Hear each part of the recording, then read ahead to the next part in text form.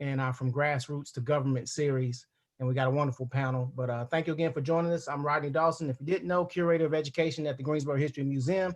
Today's conversation is made possible in part by the Greensboro History Museum, Inc., the City of Greensboro, and the Libraries Department. Any views, findings, or recommendations expressed in today's program do not necessarily reflect those aforementioned entities. And we're extremely pleased to have our guest audience join us, you all.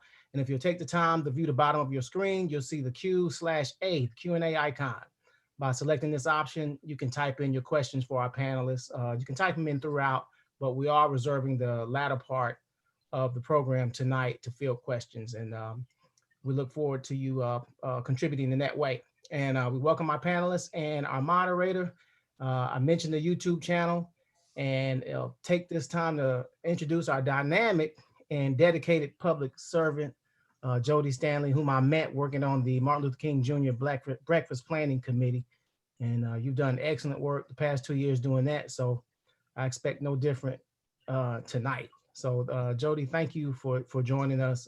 You come to us as the outreach coordinator of the city's Human Rights Department, and you also support the work of the International Advisory Committee. So you've done a lot of hard work up until now just to put this together for us. So thank you, and the floor is yours.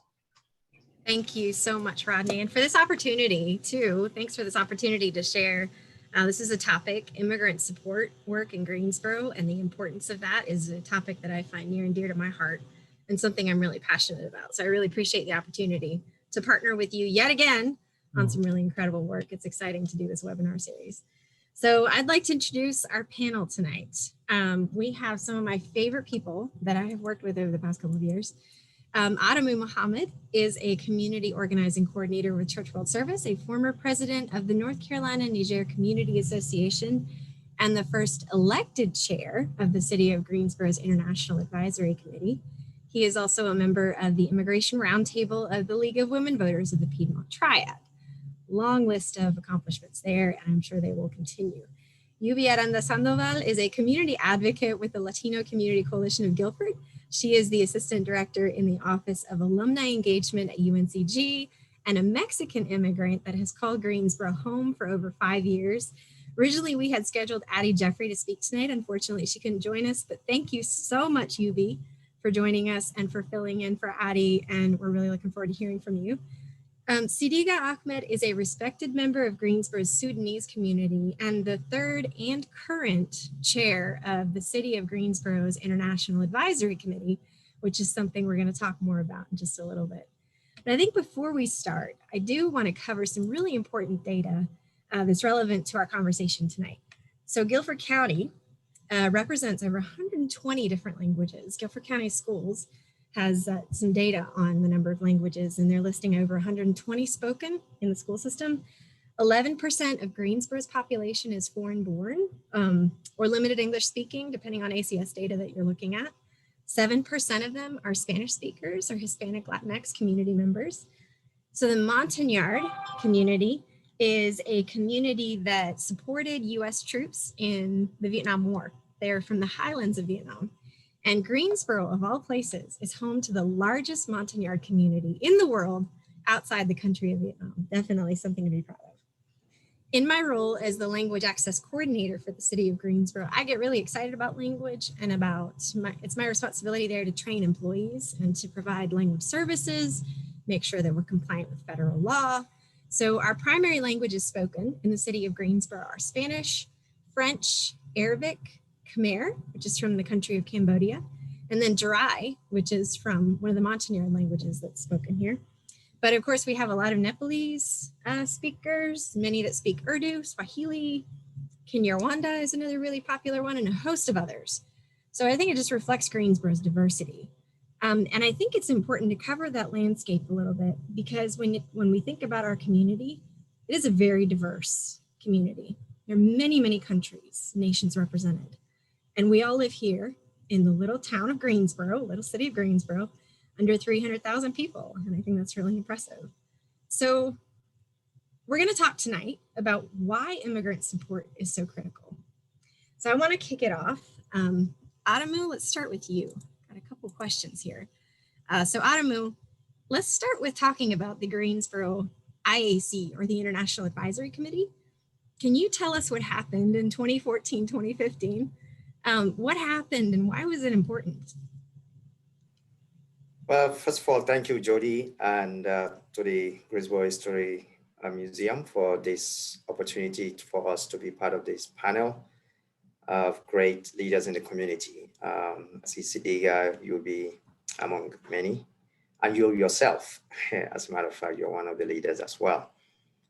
You're taking me back to memory lane, back in 2014.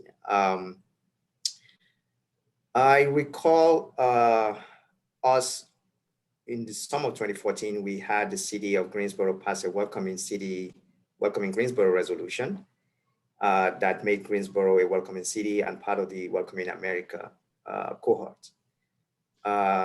We had a dynamic and incredible group of leaders. I still remember many, and many of them are still here. Yubi is one of them as well, and her husband at the time. We led that effort to get the resolution passed. Everybody was very energized. We wanted to do more for the immigrant community in Greensboro.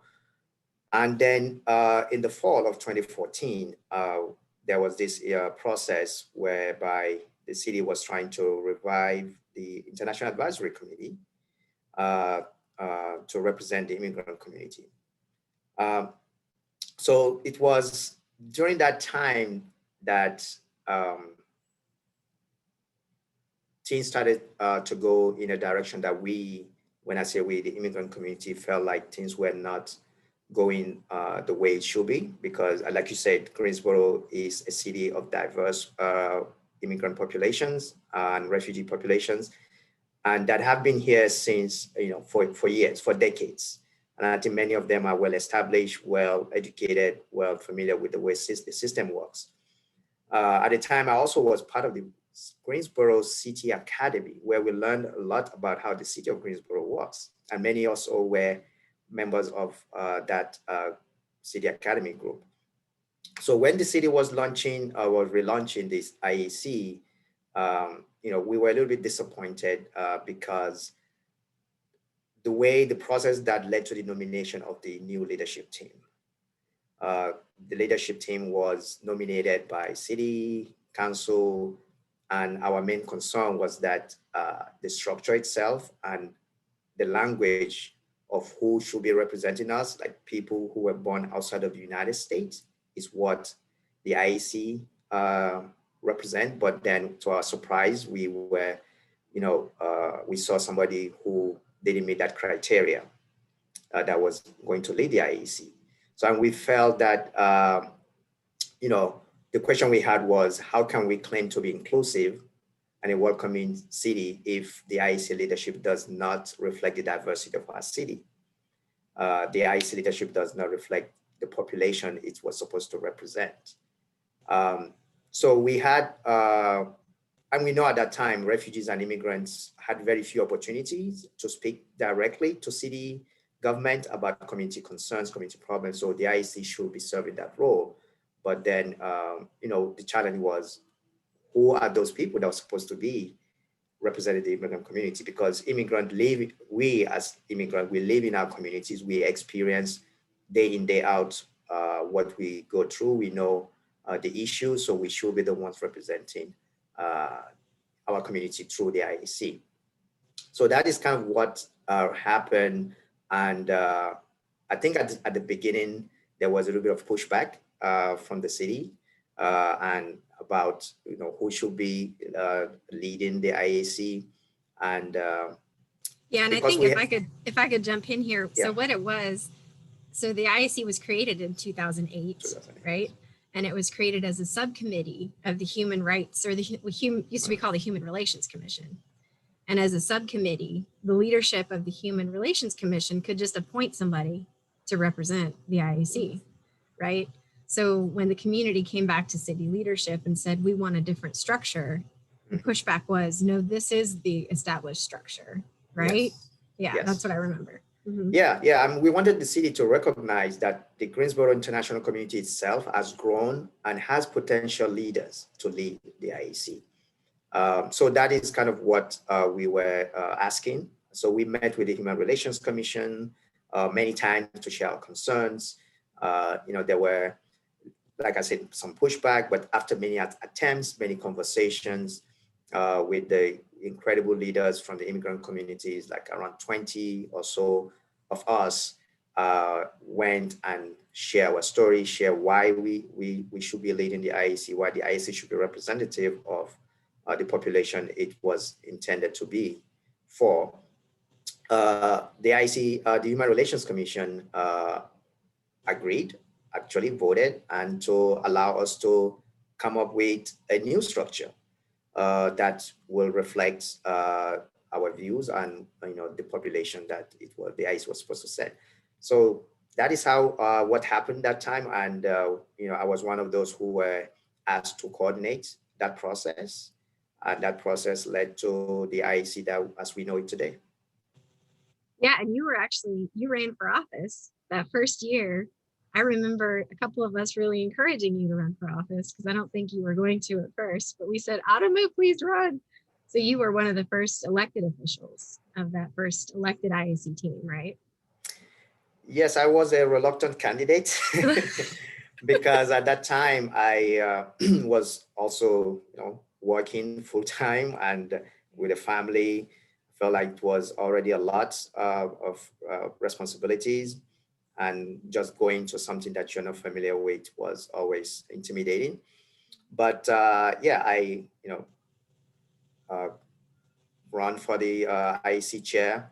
It was a humbling and learning experience for me to serve the larger immigrant community here. And I don't think it was only me. This was more me representing all the people that kind of were behind. This was a team effort, if I want to put it, because we had a very solid team of refugee and immigrant leaders who really wanted to see the change that we all aspire for. Do you remember that first year, Adamou? What was it like to serve as the chair? And what were some things that you remember accomplishing that first year? The first year wasn't, it wasn't uneasy. It was a humbling, like I said, learning experience to serve. But it was, so the IEC was supposed to be, the commitment was supposed to be like 5 hours a week, like I was told. But it ended up not being that, the time commitment. So to serve in the IEC, you have to really be motivated, be really a servant, be willing to really put your time and effort into this work. And so the time commitment was more than the 5 hours, but I didn't mind it because this was something that I wanted to do, I loved to do. Some of the challenges I would say were being able to navigate the city protocols sometimes and the system. As somebody who's coming from the immigrant community, coming to the government kind of structure where you have to do certain things by certain rules, some of the limitations of what you can do, even though you want to help somebody in the immigrant community or address an issue, but you have to go through, we say government red tape, but sometimes it wasn't a red tape, but you have to go through certain steps to be able to get that done. Some of the accomplishments I think that we did was, at first I will say, bringing issues from the international community to the city's attention, educating city council members and city staff about the immigrant community needs and experience, how they experience navigating services that support their well-being, their integration, like housing, language access, access to resources. I remember one of the number one accomplishment we had was the community garden that we were able to acquire or get for the refugee community on English Street on the east side of town, mostly the Burmese community. They had their garden that they were farming for years, but we didn't know it was not really safe, healthy. The ground had a lot of They had toxins. Guilford County Health Department came in. It was really unhealthy. Yeah, so we had to find another place for them because that's what the community likes to do. That's what they do during their pastime, and that's also a way for them to get fresh food. We know east of the Greensboro is always food desert. There's always lack of those type of food. So we were able to quickly reach out to the county and to the city council members that really help us get another piece of land for that community right across the street, so they can still walk there and continue to farm all the vegetables that they need. I think also we were able to put the immigrant community on the Greensboro map, and also beyond Greensboro, because usually our community usually tend to do things in silos in our own community, like in groups, but we were able to showcase the skills, the contribution that immigrants bring to this community. I will give an example of the Folks Festival, right? The Folks Festival, the folk festival, yeah. Mm-hmm. Where we had different immigrant performers coming in and performing and showing the different culture and cultural activities. The International Soccer Tournament is also one. And also we're able to support a lot of immigrant service agencies locally through the different programs that they had. The World Refugee Day Peace Festival was one of them as well, that the IEC supported, and with the help of the city, we're able to make it a very big success.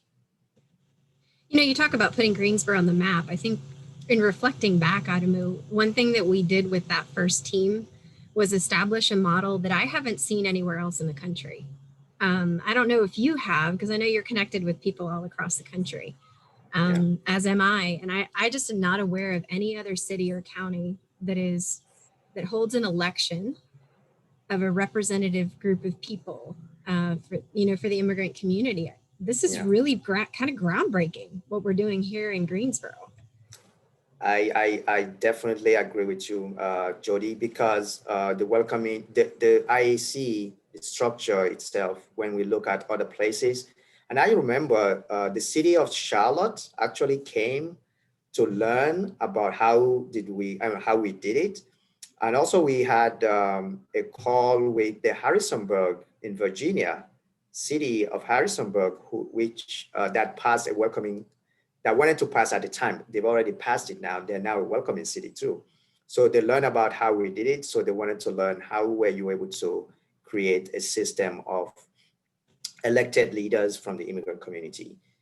So I think we are one in the nation and inspire other cities to try to see how it's done. Because if you look at other places that I've seen, it's always a top-down approach where the city kind of nominates or decide on who runs what. But I really appreciate the fact that the Human Relations Department listened to us and look at the way we were thinking and agreed to it. And I think it's innovative, and it really has yielded fruits, I would say, because we've seen how this has gone beyond just 1 year. It's now since 2015. We're now 6 years into it, and every year there's a large turnout to the IEC elections. Yeah, you're right. We had a couple hundred show up for the first election, and this last one we had over 750 people come. So it just grows every single election. Siddiga, I want to jump over to you. Adamou said that serving as the IAC chair is about 5 hours a week. I don't think that's true, is it? Hello, everybody. My name is Siddiga Ahmed, and I am the current chair of the International Advisory Committee. And I have just how many left? You said just until the election, and then I have to stay until June, right? Right. Yeah, that's right. You're yes. I know you're exhausted. It's a lot of work. I want to thank the History Museum for this invitation, and thank you, Jodie, and to give us this opportunity to talk about very important issues and very important thing about the international community. So I have a pleasure to serve my community through the IAC, and a pleasure to work with those who are gifted with good heart and unique personal characteristics like Dr. Love and Zena and the honeybee, Jodie Stanley. I always call you the honeybee, and the IAC team. As you said, Jodie, we are working together all this time. And like Adamou said, we have the commitment was 5 or 8 hours, but no. And I think the first year maybe, but this year, the second year, because it is there is an exception because of the pandemic, and we have to work very hard to educate the community. We have to work very hard to serve them during this time. So we have to work, like sometimes we have 3 to 4 meetings a day for it. But sometimes with my community, the Sudanese community and other organization, and everybody want to do something about the pandemic and about the education. So we did a lot of hours, and I didn't really count it, the hours, but I am glad that we are home and everybody is home, and we said it is Zoom. We thought Zoom is easy, but no, we have to stay connected to the media all day. And I don't have even time for my family. I have to serve the community, and I have to, the expectation is high from the community. And I also, people need help. So I always answer their calls, and I have to do that to serve them. And I think, Siddiga, you brought up the pandemic, and I think that really has been, it's kind of marked your leadership in a different way. It really has been a strain on the immigrant community. One thing that I will never forget is hearing the story of some of the refugees who work at the chicken processing plant. And because they didn't have adequate information or resources, they were showing up to work having taken Tylenol already, because they knew that their temperature would be taken, and that if their temperature was over a certain level, they would be sent home and they wouldn't be able to make money to feed their kids that week. So I really do believe that the pandemic hit underserved communities in a completely different way.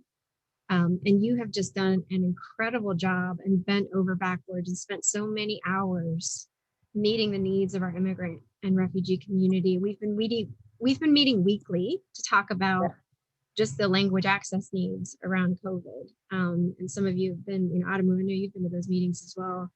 But there were just so many urgent needs in the immigrant community. But that wasn't the only thing we've done either. We've done some really cool things with this team. Can you tell us a little bit about the Women's Only Swim that we coordinated right before the pandemic?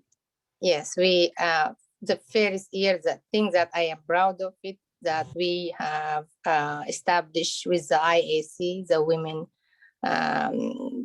session, the swimming session for women, because many women, especially Muslim women, they don't have opportunity to go to the gym or to the swimming, and me personally, I never been to the swimming pool. So we thought about partner with the YMCA, and they did a very good job, and they have been offering them sessions. We just did one session, and then the pandemic hit. But we have been promised by the city manager, because I also went, I went to the city academy, and I have an opportunity to talk with the city manager, and he asked us whatever we need to our communities. I talked to him about this, and he promised to give them permanent place for swimming. So we, after the city will open, we will continue doing the swimming session with the YMCA, and we will also continue with the city manager to see if we can find a permanent place for them. So yeah, we are very excited. Yeah. You've done some incredible work with the IAC, Siddiga, and I know your term is almost coming to an end. And I know I want you to run for office again, but I know it's a lot to ask too. So I will give you a break. We do have the election coming up. That's coming up on the 23rd and the 24th of April. Yes. So we're really excited about hosting that election right across the street from the Coliseum. Yubi, I'd like to hear from you. I know you've kind of been a part of this since the beginning. Were you really there at the beginning with Jose? You were there with Adamou and everyone else that was advocating for a new IAC restructuring? I was a little bit behind the scenes supporting my husband. I know that he was part of the AIC committee, and he would come home and tell me a lot of the work that the community was doing, and I was there of support, more of like, but yes, I was there when everyone, Adamou was in you and Addie and Kathy. Actually, I just had this memory pop up on my Facebook, and it was an incredible time to just see our immigrant community come together and really represent the leadership that it's entitled to. So it was good to see that the community cares so much that they were willing to come out and vote for their representatives and to lead this committee, and which I think it's very empowering, both for the people that took office and then those that voted. I remember seeing you for the first time. You were speaking at an IAC meeting, and this was when I just was in this position, maybe a couple of weeks. And you were speaking so passionately about DACA. Can you tell us about DACA and why it's meaningful, sort of what it is? Can you give us a quick umbrella overview of it and why it means so much to you? So DACA is a program that it's actually not a law like many people think. It is an executive order that was signed in 2012 by President Obama. I was hearing on the news the BuzzFeed of this opportunity opening up to many immigrants, and at the time, what many people were buzzing dreamers. And I was one of them. I was able to apply to get a work permit. And then at that point to work legally in the US and be able to do everything else in the proper way that mostly any US citizen is able to. But we were practically stamped on our driver's license. You can be identified as a DACA recipient just by your driver's license. They know. So at the time, there was a lot of, in 2012, uncertainty of what this would look like. And many people decided that they weren't going to apply because they were scared. How were they going to use that information? And then not only that, but how is it going to affect family later on in the long run? But things, stayed pretty quiet until, unfortunately, in 2016, when our then President Donald Trump came in and he just flipped the table completely. Now you were just, able to reapply to get your work permit, but he was basically trying to dismantle this this initiative. So make the long story short, where we are now, it's reinstated. And now some of the individuals who weren't able to apply back then and are able to apply now can. For the first time, there have been many that have decided that they are going to apply and begin the application process. There's still that fear. There's still that fear that, there's going to be another term where this is taken away, but hopefully things will change with this administration in office and we are able to get something more permanent, not just for our DACA recipients, but for their families too, because many of them live in, mixed status families, and that is a very scary and very real situation of not knowing, what's going to happen tomorrow. Are my parents going to come home? Are my, and even as then, 20-something-year-old, I was still worried about my parents and if they were going to come home. And now, even as a 30-something-year-old, I still worry about that because there's still that undocumented piece with many, thousands and millions of families out there that are still undocumented and aren't able to access that line, that so-called line that people think that there is, which there isn't. I was able to become a citizen, but not everybody gets this opportunity, and it feels very humbling, but at the same time it feels a little sometimes you feel like a little undeserving of this situation, because that someone else needs it, and especially like our parents were the original dreamers and should have access to this opportunity of just having access to healthcare, having access to just basic needs. Mm-hmm. Yeah, and I remember hearing your concern for your family. The first time I heard you speak, your concern was, of course, for yourself, but it was more so for your family. And I've heard people say that for those that are undocumented, a relationship with any system can mean deportation. It is that serious. So yes. I think it affects the family welfare and the sort of the sense of well-being, the sense of safety within a family. We saw it come up with, Siddiga. We've had conversations about the vaccinations. They had to register to get the vaccination. And there was major concern about that because, again, if they're in that system, can they be tracked? There's concern. The census, that came up again with the census. And it just really strikes me. I have a green card to live here. And it really strikes me how much a piece of paper determines your value in this country. It determines your legitimacy, your worth. Yeah, your it allows you access to all sorts of different things, healthcare, all kinds of things. Siddiga, were you going to say something? I just say yes. Mm-hmm. Oh.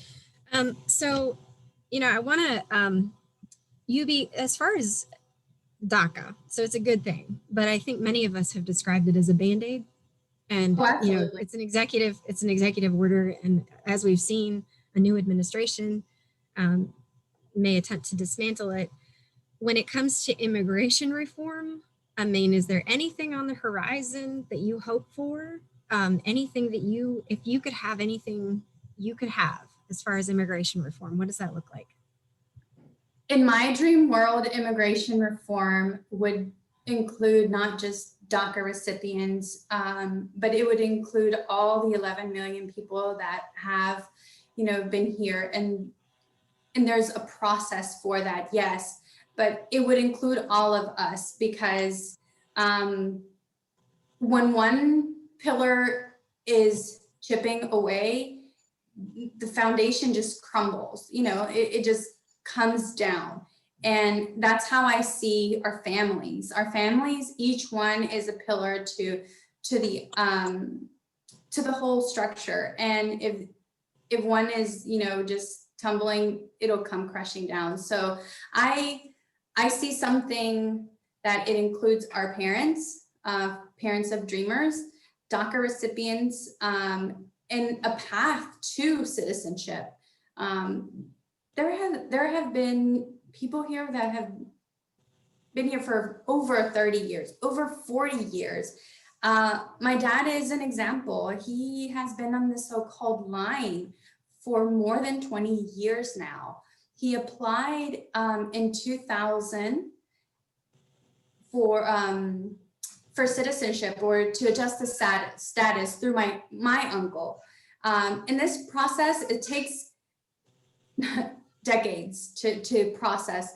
Currently, probably my dad, under this petition, he's a 70-something-year-old man. He's probably, suffering from health issues, things of that nature. And it's going to be another 2 decades before it even gets there, probably. I don't know. Right now, where that is at is in the 90s. So just kind of toggle with that. You know, each country has a different phase of where they are in the system. So Mexico is in the 90s. I'm not sure what other countries are, but they fall under different years. So if your petition is coming up and, you know, you filed in 2000, like my dad did, you have, you know, another 5 or 7 years before it even gets to the 2000. So it's a false sense of that this system is working. It's not.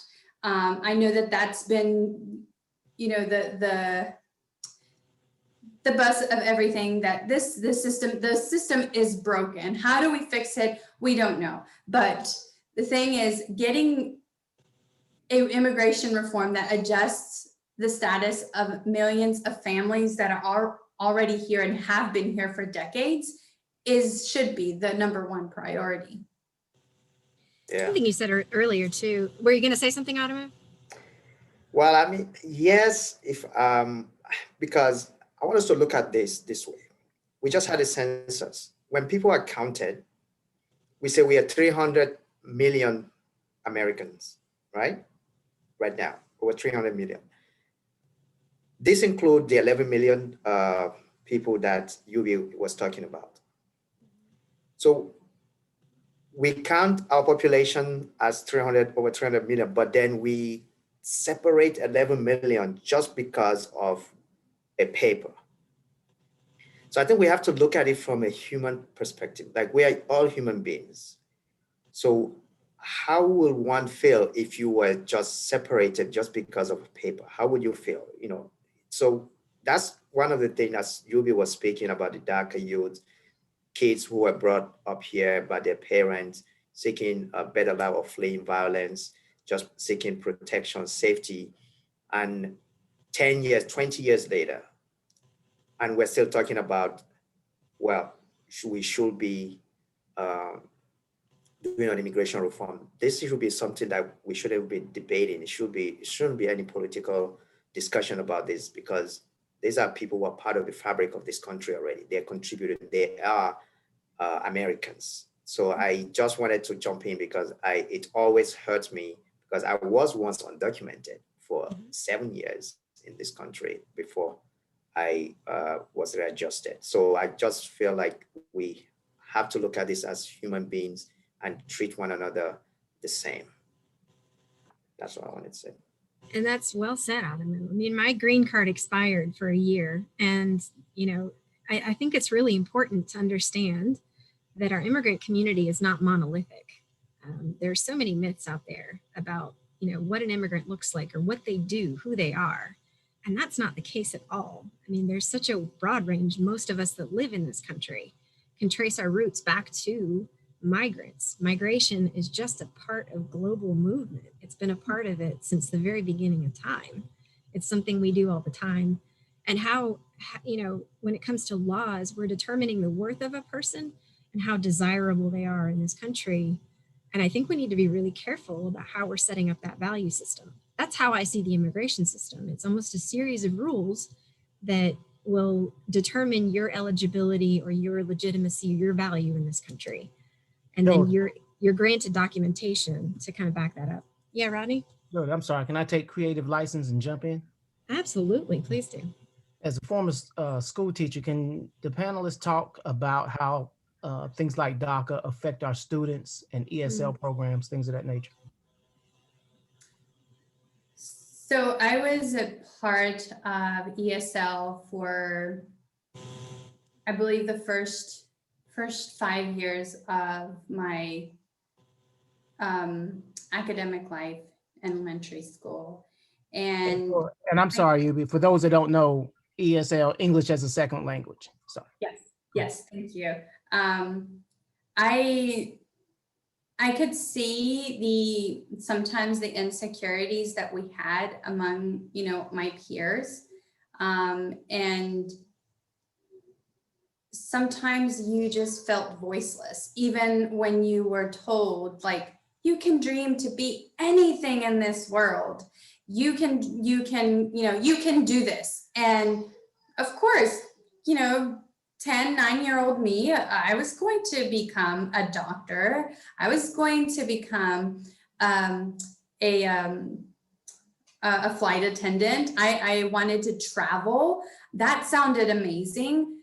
And then, you know, at one point it hits you that you hear these conversations that your parents are having, like, you know, we don't have any papers, no tenemos papeles. And what does that mean? We have plenty of paper. It's in the closet, you know? No, these are very different conversations of, you know, this paper means that you are able to go to college, have access to funds or scholarships or other means of resources. And of course, I didn't discover that till later, but I was still, that started to fester in me as a little girl. And that affects you in the longest, you know, in the long term, mental health, your health, how you see yourself. So it has a great effect, whether it's mixed status families or you're a DACA recipient. There is a big mental toll on these, not just the DACA recipients, but the family as a whole. Yeah. I want to. Okay, right, go ahead. Oh, please. Go. Go ahead, no problem. Well, yeah, I mean, on the DACA recipients and education, like kids growing up in this country, they don't know any other country but this country. That's the education system they know. And many of the students who were DACA recipients were brilliant students, and are still brilliant students. And they wanted to achieve the American dream, to contribute, to become scientists so that we can maybe live a better life in our country and enjoy the quality of life we have up to this time. And to learn that because of the DACA status does not give you, the DACA, well, it's not a status, it's not an immigration status to begin with. So the DACA recipients cannot go beyond high school to college because they are documented, as people say. So there were a lot of limitations for many achieving students, because I remember there was a meeting we had with the county commissioner, I think Board of Education, I believe, where many students who were high schooler were the best in their class, but could not pursue their college education because they have to have a certain status. You cannot just go because you have DACA. And that is really, what, really makes me wonder, do we really value people, or we value a paper? Because that is where I kind of saw the need for something beyond DACA, because DACA is a temporary situation, and I think we need to make it to a permanent one, as Yubi was talking about, immigration reform that will kind of give all these youth, young kids, the opportunity, not just for themselves, but even for the United States as a country. I think we need to, because all these folks are contributing, whatever they're doing they're not doing it for themselves, they're doing it for everybody. So I think everybody benefits when all the DACA youths become documented in the long term. Sorry, Siddiga. Yes, I just want to talk about not just DACA, not just undocumented people. I want everybody here in this call, and I hope everybody listening to me understands that fleeing your country is not something easy. If it is not a good reason for you to flee your country, you will never do that, because it is not easy to leave your family, your land, your school, your memory, everything behind you, and come here to the unknown.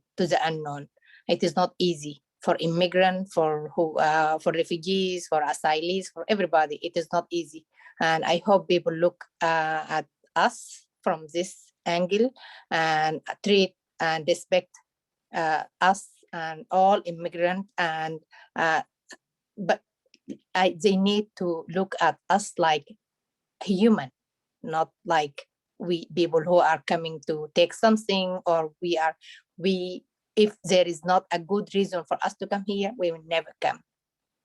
Never leave our country and our parents, our family, and everything behind us and come here just to be treated like that. Thank you. Yeah, that was well said. Thank you, Siddiga.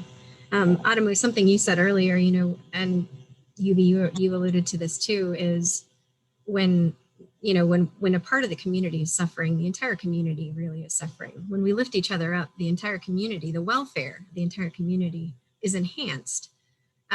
Actually, one myth that I've heard a lot over and over is that immigrants are a drain on our economy. They're taking all our money, they're on welfare, et cetera, et cetera. And I actually looked up some data. They're more likely to be entrepreneurs. They're more likely to be business owners. In Guilford County in 2018, immigrants poured $400 million in taxes, and that's in Guilford County alone. That's paid by immigrants, $400 million. About 1.5% of immigrants qualify for welfare, their welfare recipients. 1.5 of immigrants, we're talking, you know, of the 11% in Greensboro, 1.5 of them can even qualify. So I think it's really important to address some of these myths. The other thing that, you know, I want to touch on a little bit is looking back at this idea of policy reform. And I think it's important to cover too, there are different reasons that people come to this country. I fall into the category of immigrant. I chose to come here. I had options of where to go and I chose to come here because I had family here. But there are those who do not. Refugees are placed here by the UNHCR. They you know, enroll in the program, and if they qualify, they're sent to a country, and the US happens to be one of those countries they're sent to. Adamou, you're kind of on the front lines of some of this policy reform or advocacy on behalf of refugees. Can you talk to us a little bit about what's happening on the front lines right now? Yes, sure. Well, as probably we all know, since 2016, many things change in this country with the administration. With the refugee resettlement, we had a drastic reduction in the number of arrivals or admission to the United States. Like you said, UNHCR processes determines who needs a safe haven, a safe place to go, and then many countries ask, and the United States one of those. And we started at 95 with the previous administration, which was the Obama's administration. And then we are now at 15,000 refugee admission for the fiscal year 2020. So well, under Obama, it was 95,000. Is that what you said? Under Obama was 195. It was at some point was also like 120 during this last year in office. And it went down to 45,000 and then 30,000 and 15,000 actually this fiscal year. Last fiscal year also was 15,000. But the new administration, the Biden administration has decided to increase that number to 62,500, but it hasn't. President Biden hasn't. And what that does is to many families, like even in Greensboro, in our city, like you said earlier, Greensboro is one of the refugee resettlement hubs in North Carolina. You know, the history of refugee settlements dates back to 1980s, right? With the so these are people who have family, who have roots here, and many refugees continue to come, and many left their loved one, their parents, their mothers, their children, their wives behind, hoping to be reunited here. So what is happening now is many of those families are not able to come because of the lack of signing of the new PD, a revised PD by the Biden administration. So we have been really working hard to try and get this administration to sign a revised presidential determination that will allow more families to be reunited. Just for the past month or so, we've seen over 700 flights canceled. 700 families who have sold everything have been told you're ready to be resettled or you're ready to be reunited with your loved one in the United States. And they are in the plane. Some of them are taken off the plane because this administration, even though, it's a Biden administration has not signed that revised presidential determination that allows more people to come. And it's also due to the previous administration policies that created a lot of problems, that destroyed a lot of the structure that helped with the resettlement. So that is happening. We are hoping that some policies will be enacted by this current Congress and with the help of this administration. Some of them are, one of them is called the GRACE Act, which it will set a minimum of 125,000 refugee every year to be admitted to the United States, even if the president doesn't sign.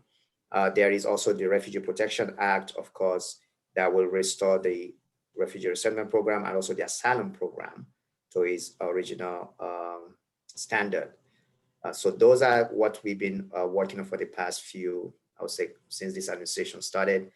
And we hope the president will sign this new PD because many people are hurting. Even in our community, we've seen families whose loved ones were excited. They've arranged rooms waiting for their loved one, their wives, to be reunited after 4 years or 5 years of separation, come to find out that they were not able to come anymore. So it's created a lot of mental health issues, anxiety, and others in our community because of all these policies.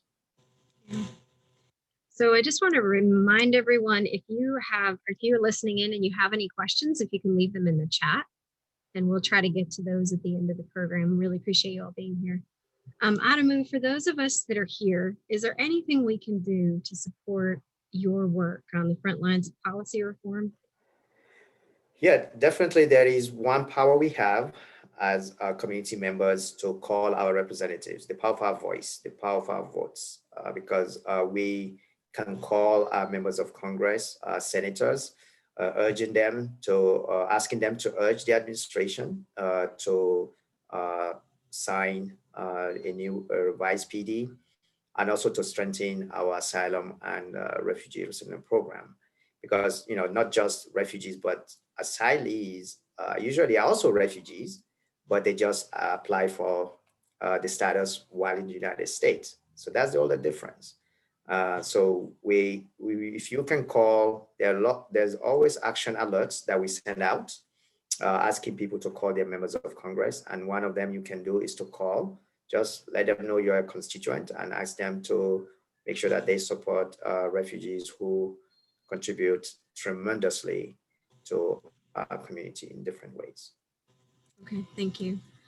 Liana, I think, left a really relevant comment in the chat. She said, many refugees experience multiple forms of trauma, including persecution, physical and sexual violence, and life-threatening situations prior to and during the process of migration. She listed the source there. I think that is a really important element. You mentioned the mental health and the anxiety, Adamou.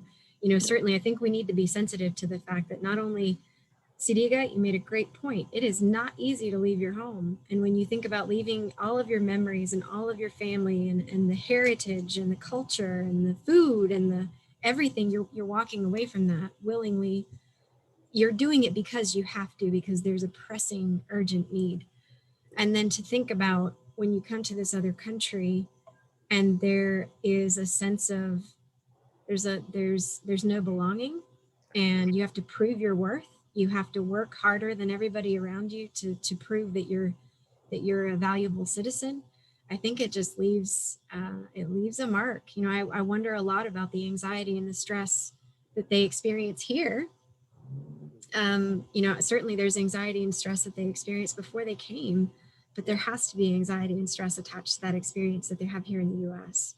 That's true. As well. You know, one of the things that I kind of stir up in my head is the assumptions that we have of immigrants. We need to just strip of those preconceived notions of, one, that they're uneducated. Many of our refugee and immigrants are coming here with master's degrees, and they're working in grocery stores, stocking up our grocery stores, that is something that we need. We never know what type of person we are talking to. And unfortunately, when we ask, what do? We are automatically just kind of putting you in this box of, according to whatever you do for a living is where I'm going to place you. That is absurd. When it comes to our immigrant community, we come from all types of backgrounds. I can't even tell you how many in higher ed I have run into that back home, they have a PhD, they have a master's degree, and unable to revalidate those credentials here. Yes. And one thing you said, Yubi, about the background of people, of immigrants and refugees who come to this country. Like many of us, we are very humble people. When we come here, we're not expecting any handout. We know what we left behind. So many of us fled violence, fled poverty, you name it. So we come here to succeed. So to succeed, you have to work hard. And that is what many refugees and immigrants do. One thing that, you also talked about is the fact that you see somebody with a master's degree working, stocking shelves, in a grocery store, and you think, well, that's the only thing he can do or they can do. Refugees, like other immigrants, come here with different background. They have to leave everything behind just to start maybe working in the chicken factory. But one thing we also have to be thinking about is how do we help refugees coming here and immigrant asylees, with the workforce development. Like, how do we recognize their background, their degree, their education, make it even easier for them to reintegrate that profession that they left behind? Because people spend years going to school. They have that experience, they have that knowledge.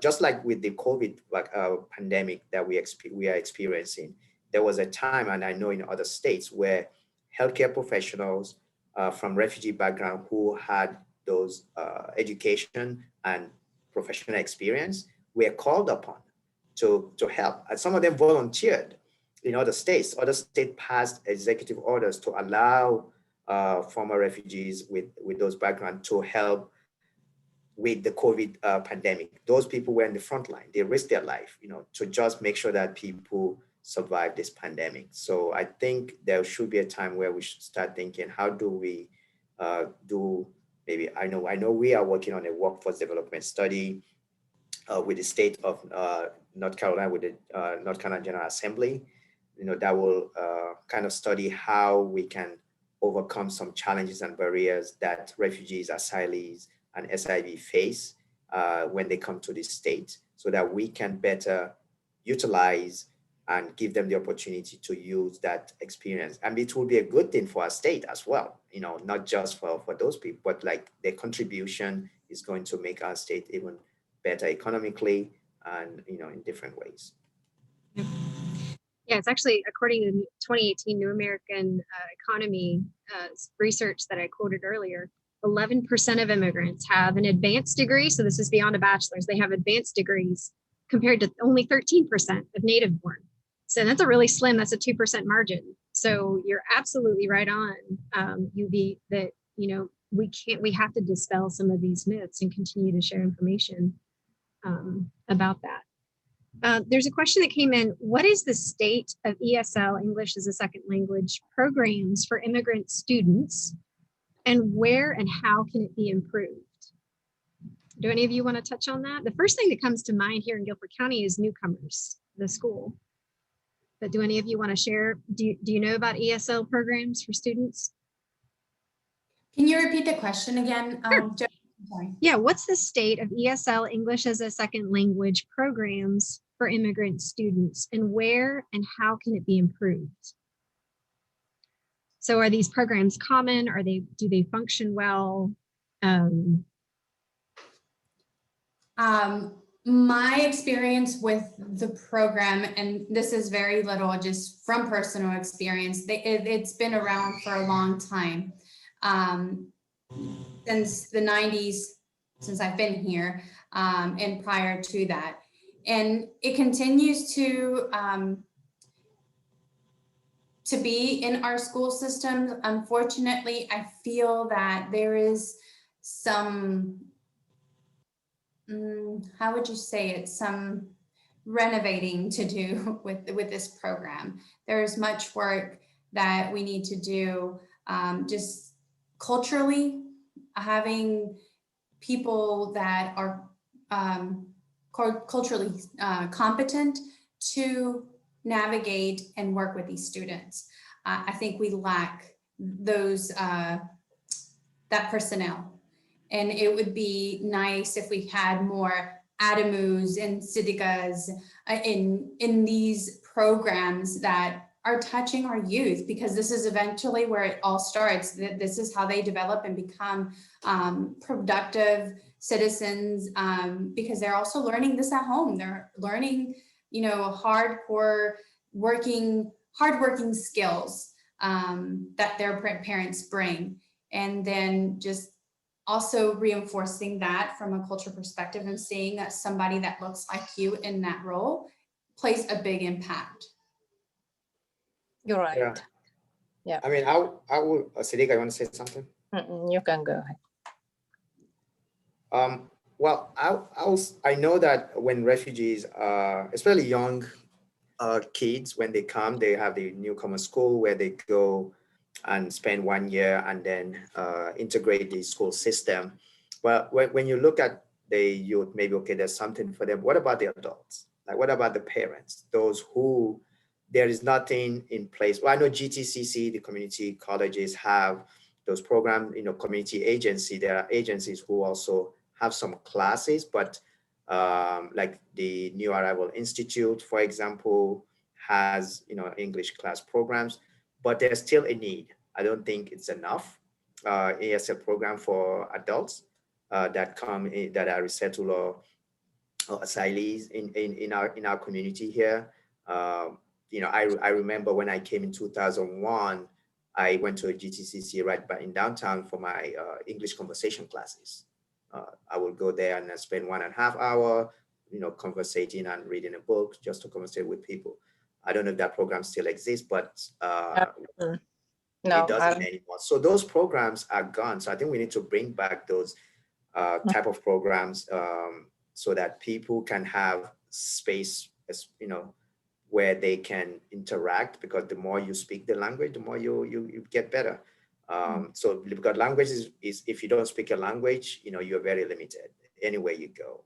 So I think having those programs, increasing of those programs will really help. And also for even the immigrant community or refugee or asylees to be aware those programs exist. Sometimes those programs will exist somewhere, like in GTCs, you have to go online, you have to apply for it. But how do you know that, how to do that? How do you know if you don't speak the language, this website is in English? Guess what? I'm trying to learn English, going to a website that has an English language. So it's gonna be a challenge. I think making sure that the information in the community, and I think the IAC definitely is in a good place, and I think has done that and continues to do that, to make sure that there are different services. I remember when the IEC will invite, and still does, we invite experts or different organizations or groups to come and speak about the different services that they offer, and they listen to what are some of the challenges our communities are facing. Like, we need those documents, those pamphlets or flyers translated in other languages, so that people from those communities can know about the service that you provide. So I think that's also very key. I know in my role as language access coordinator, some of what I do in training, excuse me, is overcome a little bit of fear of the other, and this idea that the English language is superior in some way. I think some of what we need to combat from a city perspective is this idea that you need to learn English to be able to function in this country. Yeah, and that's where I appreciate the language access element of it, because we have to meet people where they are with interpretation and translated resources. We can't expect a brand new resident to come into this country, and learn a language just like that. I couldn't move to Germany and learn German in 3 or 4 months. And that's what we're really requiring of refugees that come into the country. It's just not realistic. So I think there needs to be sort of raising up of ESL programs. And like you said, Adamou, especially for adults, but also there needs to be a sense of responsibility on the part of leadership to meet our residents where they are. So I also want to add something, Judy, to what Adamou said. Some people, they came from their country, they already know how to read and write English. Like in Sudan, English is the second language for us, but in British. So communication classes is very important. So if they add just communication, because I remember what Adamou said, when we went to GTCC at downtown, they have this class, they offer it, and I read and write English, but I don't know to communicate. So we just we went to communication class at GTCC downtown at that time, but I don't think they offer it right now. It is very important class. So we have to advocate, and we have to have some connection with those who in positions that they can add this class again. We can do it through the city or through the IAC. So we have a question here, and you've kind of answered part of the question, Siddiga. Came from the Greensboro History Museum. How can the museum and other city entities foster a better sense of belonging for our various immigrant communities? If we are already, how can we improve? And, I think about all of you, you have kids. When you think about your kids and the community that we are trying to build for our kids moving forward, what role can the city play in that? How can we do what we're doing more? How can we do it better? For me, the question, or for Adam, or for all of us? All of you. I think the city or the history museum, if they include like culture from different country and bring people together, but this not right now. I think after the city open, we can bring all cultures and people together to share their cultures, share their tradition and stuff like that. And also, I need the history museum to be connected with the community leaders to know and learn about different communities, and we can share with them what we know, and also we can provide for them what they need to put in their history museum to attract our community. And let them, and we can do like programs, bring people together, and education programs, and like debates programs, and something like that. But I think this, for right now, we can do like Zoom or round table with the town hall or stuff like that, and with community leaders.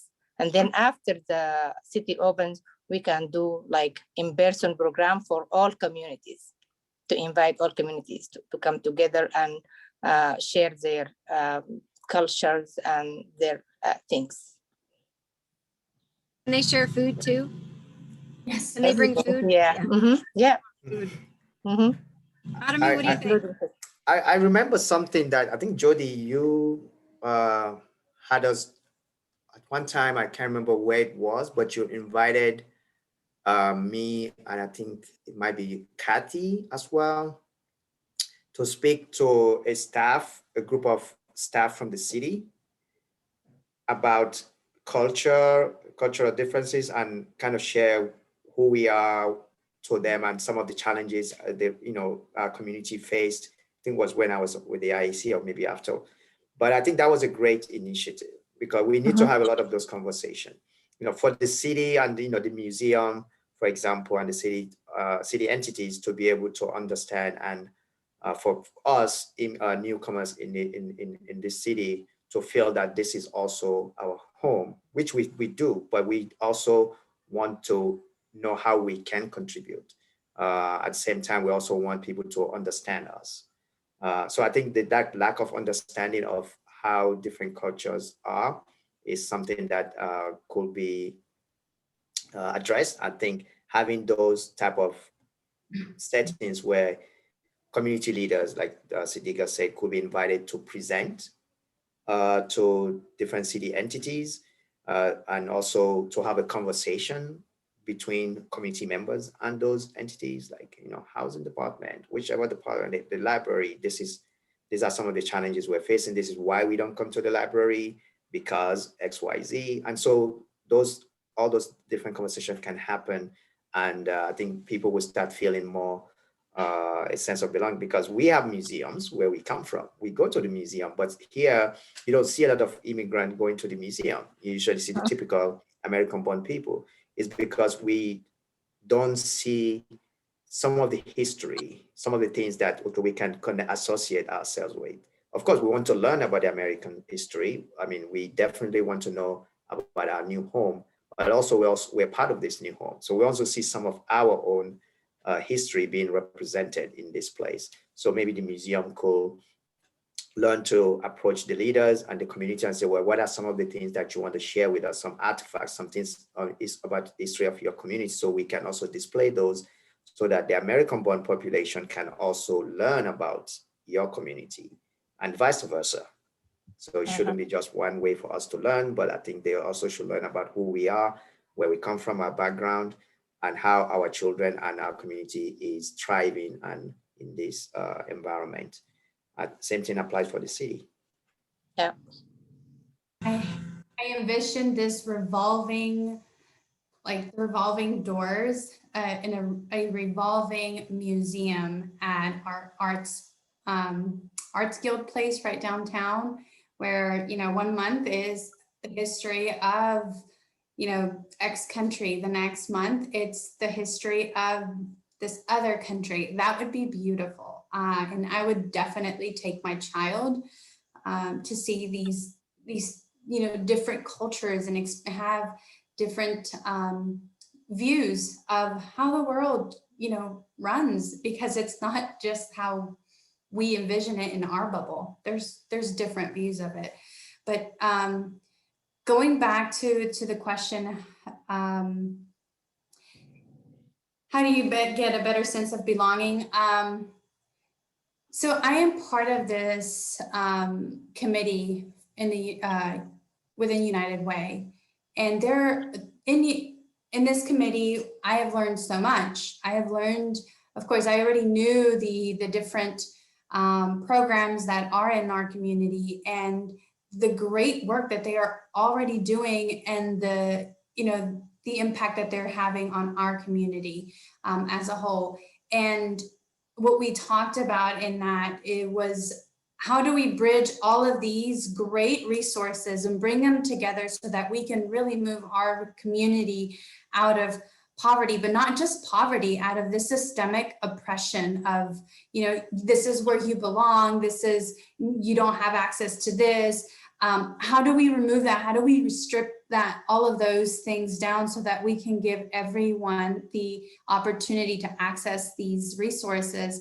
And if we could bring all of the organizations together and in this big house of, you know, just pushing them through and getting them where they need to be, so that they are a thriving family that are getting out of poverty, whether it is they've been there for a while or they're newly arrived.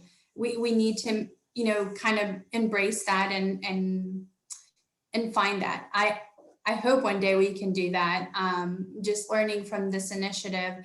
And if anyone is interested in learning more, please get in touch with me. I'd love to, you know, get your insight. Because at this point, this is what we are doing, is getting people's input of, what do you think about this goal, and how can we work on this together later on? Of course, that how will become later, but right now this is our goal. Do you like this? What do you not like about this? What can we change that will involve you and will keep you motivated to moving into this goal? I had a group of students come in and say, we like the goal, but it seems like very, very big. So if we're working into like smaller little goals and just winning those small goals, then we see progress. Then we stay hyped. We stay. So these are suggestions that are coming from our students at UNCG. And if I had the opportunity to get this feedback from many of our immigrant community members, I would absolutely take it. So if you're interested, please reach out. Yes, we are. I am interested. Yes, I can. Thank you. Thank you. I definitely take you up on that. I want to say something, I mean, about the museum, you know, first of all, sense, I mean, to the museum's credit, I know I've been to the museum maybe a couple of times, and I see some display of, you know, African, you know, immigrants, and also some, I think, from the Asian community also being, you know, in display.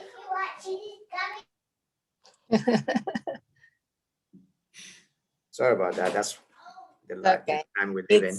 So, but I think we need to do more. I know, you know, more than that I've seen. I think we need to do more, like, you know, I think, was it Yubi or somebody suggested like having, you know, a day for a certain culture. Maybe, I know there are certain important days, like, you know, Hispanic Heritage Month, like that month should be dedicated to Hispanic culture, like different display and exposition of those culture. You know, there are certain celebration in some African communities, or even in some Muslim community, for example. You know, what does that mean? How is it celebrated? How do people celebrate it? So people can recognize, like, there are states or cities that recognize Eid, for example. Eid is a holiday in school, in some counties, not here, but, you know, why? Probably there still needs some education, some work to be done for people to understand that this is an important day for certain groups, you know, that we need to be aware of and also appreciate and celebrate with them. You know, I don't celebrate Christmas, but, you know, I really wish my neighbors, you know, happy holiday, Merry Christmas, because that's their holiday. I understand why they're doing it. I, you know, never had somebody say a happy Eid who is not a Muslim, because they don't know about it. So I would love for them to know about it, so that when they see me on that day, they know I'm celebrating Eid and they can wish me happy Eid. So I think that's some of the things that we can do to educate our community through the museum and also through some of the city departments. Yeah. Yeah, that would be beautiful. The energy around Eid is contagious. It's infectious. It makes me so happy. And I love learning about it.